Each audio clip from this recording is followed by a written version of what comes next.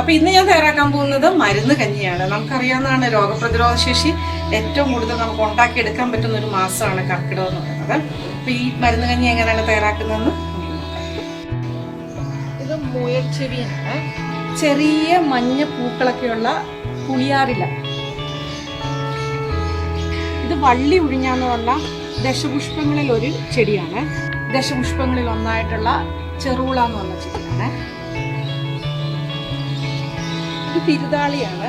പിന്നെ മുക്കൂറ്റി അറിയാത്തവരാരുമില്ലല്ലോ അല്ലേ. പിന്നെ ദശപുഷ്പങ്ങളായ നിലപ്പന, കയ്യൂന്നി, ഇത് കീഴാർനെല്ലി, പോരാഞ്ഞിട്ട് നമ്മുടെ പനിക്കൂർക്കയും തുളസിയും കൂടെ എടുക്കുന്നത്. എല്ലാം കുറച്ച് കുറച്ച്. അപ്പം മരുന്ന് ചെടികളെല്ലാം വെള്ളത്തിലിട്ട് വെച്ചിട്ടുണ്ട്. ഉണക്കലരി അല്ലെങ്കിൽ ഞവരരി എടുക്കുക, ഉലുവ, ആശാളി, ജീരകം. ഇനി ഇതെല്ലാം ഒന്ന് കഴുകി ഒരു 3 മണിക്കൂർ നേരം ഒന്ന് കുതിർത്താൻ വെക്കണം. ഇനി ഒരു പാത്രത്തിൽ ഇതെല്ലാം കൂടി ഒന്ന് വേവിക്കാൻ വെക്കുക.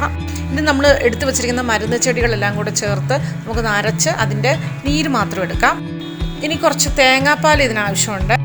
അരി ഒന്ന് വെന്ത ശേഷം എടപ്പാൽ ചേർത്ത് കൊടുക്കുക, മരുന്ന് ചേർത്ത് കൊടുക്കുക. നന്നായിട്ടൊന്ന് തിളച്ച് വരാൻ നമുക്ക് കുറച്ച് ഉപ്പ് ചേർത്ത് കൊടുക്കാം. എന്നിട്ട് നമുക്ക് തലപ്പാൽ ചേർത്ത് കൊടുക്കാം.